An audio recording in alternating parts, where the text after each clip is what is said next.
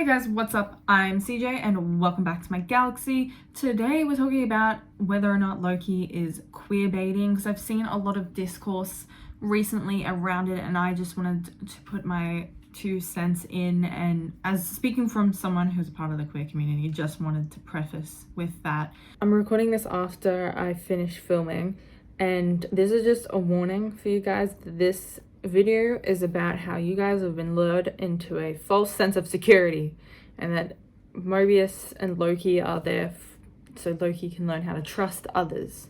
Okay, that's what this video is about. If you don't like this, fight me in the comments. Okay, bye. I wanted to talk about it because I know that Disney is often no, not often, always leaving out marginalized communities in their films, and because Marvel comes under Disney, of course it's gonna show up in Marvel every so often. So let's get right into talking about the topic, and if you guys want to disagree with me, as long as you're respectful, be polite in the comments, disagree with me, give me some evidence as to why you think Loki is queerbaiting or why not Loki is queerbaiting.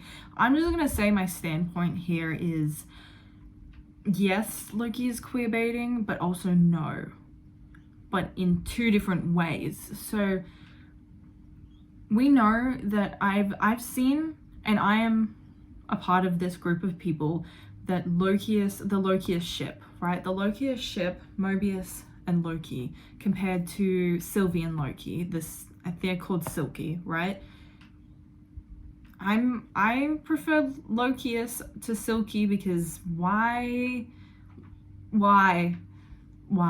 there, and I know I'm gonna get into this later after I've discussed the whole Lokius thing, but I think there's a metaphor behind the whole Silky thing, but it's still so wrong. So let's map out this video because I haven't scripted this. This is just a stream of consciousness, this video, not scripted.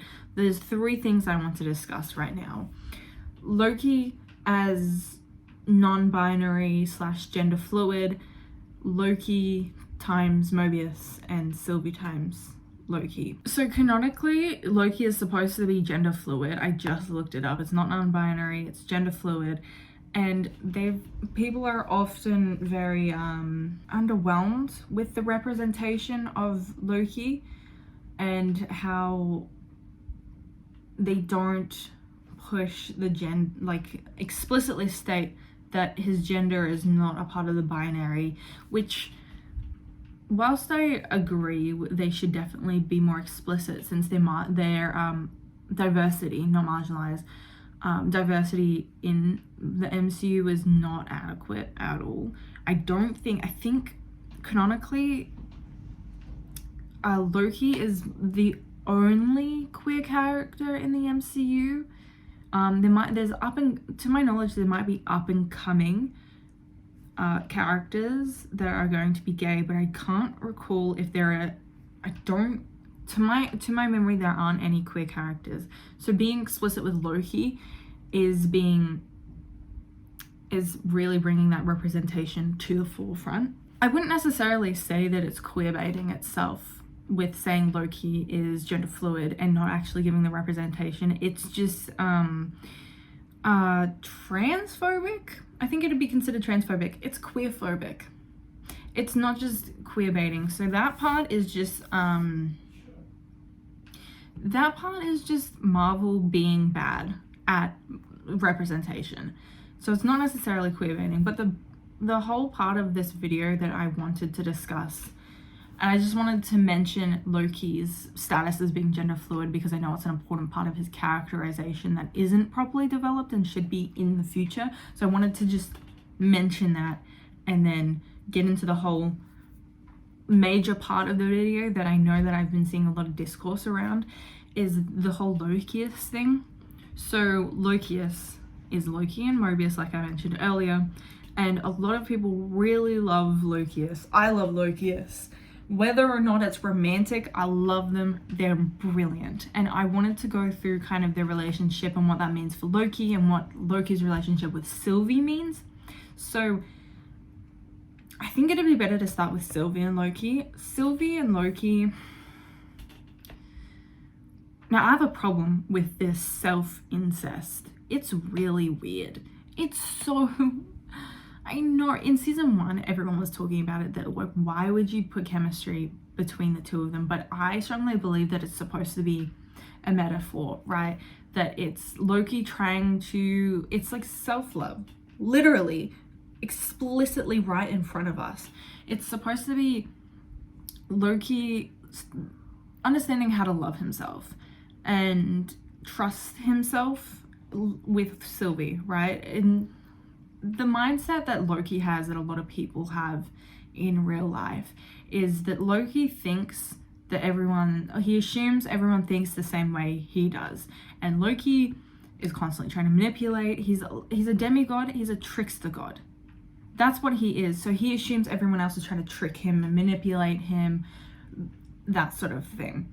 When in reality, that's not necessarily what is going on. So he's never been able to trust people. And he especially wouldn't trust someone like himself. And that's where Sylvie comes in. Sylvie's the Loki variant. And whilst incredibly weird and could have been done in a completely different way, and they definitely should not have done it. There should have been some sort of friendship instead of a weird romantic plot in season 1. I'm hoping they leave it with the last 2 episodes. Completely leave it. I'm dead serious. Re-edit it. If the Loki creators are watching this, which I doubt they are, but still, go and re-edit the episodes if there's anything weird, silky ship thing. I'll call that out on queerbaiting, even if it's not. Like, man, I don't want to have to watch that again. So, as much as it's weird, as I was saying, I think it's supposed to be this metaphor of Loki trying to trust himself and those around him without trying to trick someone. It's character development, a fast-paced character development for Loki, because this is the 2012 Loki, and he hasn't been through like all of the character development we saw in things like Infinity War, right as he died. But anyway, in Infinity War, so they had to fast track it so we could see the Loki we know and love, but just slightly different, slightly a variant, right? Which brings us to Mobius, right? Now that he's learned to love himself, literally love his variant, he's able to trust Mobius more. And when we're talking about Mobius and Loki, people see this romantic potential, which it's okay for people to have headcanons. I headcanon Loki and Mobius as long as he's not a Thor variant, which I don't think he is with the mid-season trailer. I think Mobius is this regular person from Earth. I don't think he's any Thor variant. I've seen some theories around that, and I thought maybe it could be true, but I don't think it is with the mid-season trailer. So we'll leave it at that. I think whilst there is some romantic potential, especially for fix-it-fix, headcanons, those sort of things, I can totally see why people want that to happen. And that goes for so many other shows, that people will have queer ships in shows that aren't necessarily that don't necessarily exist, because that's just what people do. People love that. They want those kind of relationships, and that's completely fine to have headcanons. But I've seen a lot of people recently saying that they've queerbaited they've queerbaited Loki and Mobius, which I'm in the personal opinion that they haven't. They have done a lot of other bad stuff with Loki and his characterization as a queer person. We know that Loki said in season 1, confirmed that he's bisexual because there's princes and princesses. Is that what it was? Yeah, because I was trying to figure out, because he was a god. But anyways, in season 1 that he said that to Sylvie, he's bisexual. He's confirmed to be bisexual. But the thing is, to prove that he's bisexual, you don't have to have him be in a gay relationship. He can be I want to say Sylvie, but like, yes, but he can be with anyone but Sylvie as a woman. Like, be with whoever he wants to be with. He doesn't have, the Loki creators don't have to prove to you that he is bisexual by putting him in a gay relationship. He can just be bisexual because he said it in the show that this is the one time that they've been explicit with a character being bisexual, gay, whatever, queer, just in general. And at the end of the day, they don't have to prove that to you with a gay relationship.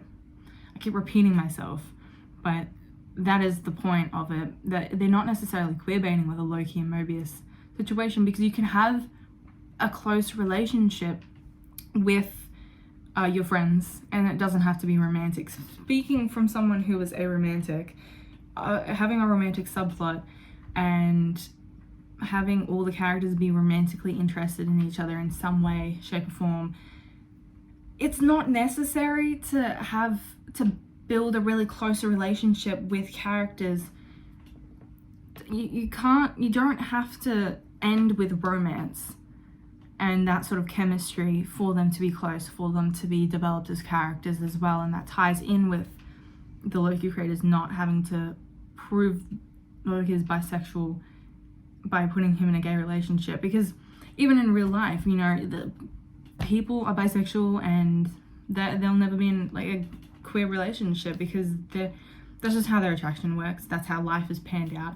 People don't have to prove that to you, so they're not necessarily queer baiting, because it's not queer baiting. And I think the reason why so many people think that it's counted as queer baiting is because so many people are going in with a prejudice against Disney and Marvel because they've done so bad with representation in the past, and that prejudice is completely justified. And I go into a prejudice because I'm expecting to not see marginalized communities within these shows because they do so poorly in the first place. But Loki, out of all the shows, have done pretty well compared to everyone else. You know, there are so many other movies in the MCU you could totally pick on for their lack of diversity, but Loki, whilst there is so much room for improvement, they're not queerbaiting and they've done really well. Once again, could be a little more explicit with with Loki being gender fluid, but when it comes to him being in a gay relationship and Loki and Mobius, just let them be friends. And if you want your headcanons as them being romantic, I wouldn't blame the Loki creators. I would blame Disney, honestly. And, you know, in the words of Hamish Abernathy, remember who the real enemy is? You know, at the end of the day, there should be more shows with gay relationships, queer relationships, and queer representation, so you aren't depending on Loki and Mobius in the first place, so that they are able to just be friends. And you can have, I'm sure I can't think of them from the top of my head, but I'm sure there are so many MCU movies where you could have just put a queer character in. One of the main characters could have been queer, one of the relationships could have been queer, just as a subplot. And that's not Loki's fault, that's Disney's fault for not letting that happen previously, or still to this present day, they're not really letting it happen. My conclusion is that it's not queer baiting, but the representation or lack thereof is something that Disney has caused us to have a prejudice against. So we're relying on those headcanons and saying, oh, they're queer baiting. At the end of the day, I don't think Disney and Marvel, Loki, whatever, is queer baiting, but it's just a matter of lack of representation and making us really rely on those headcanons and keep them close to our hearts, because we have nothing else to see on screen for those like marginalized communities, in particular the queer community. I wouldn't put the blame on Loki for queer baiting. If anything, once again, blame Disney for not letting it, in the past, in the present, in the future, shows and creators to really push for that representation. You know, they've done it in the past. Things like Encanto, they had to push for like different physical appearances, different body types for Louisa. You know, lack of representation doesn't necessarily mean queer baiting, but it does mean that Disney has to do better. Alright guys, thank you so much for watching today's video. This is a bit of a tone shift as the video is ending. If you liked this video, please like and subscribe. If you disagree with me in the comments, I will be replying to everyone who wants to put their 2 cents in, put in evidence that maybe they are queer baiting. I personally don't think that they are, but you know what, if you have a headcanon of Loki and Mobius, let me know. I very much love Loki and Mobius together, whether they're friends, romantic, whatever. I've been looking at all the different types of fan art, you know, all the different headcanons. It's so much better than Sylvie, and I love Sylvie as a character, but it's so much better than Silky. That's the ship name, because that one's just, once again, is so weird, man. That was so weird. That was so unnecessary. So if you want to let me know in the comments, as long as you're respectful in the comments and don't argue with each other and try to kill each other with words, then this should go down great. And we'll have a healthy discussion in the comments down below. Once again, I hope you enjoyed this video. I've been CJ, and I'll see you guys in the next video. Bye!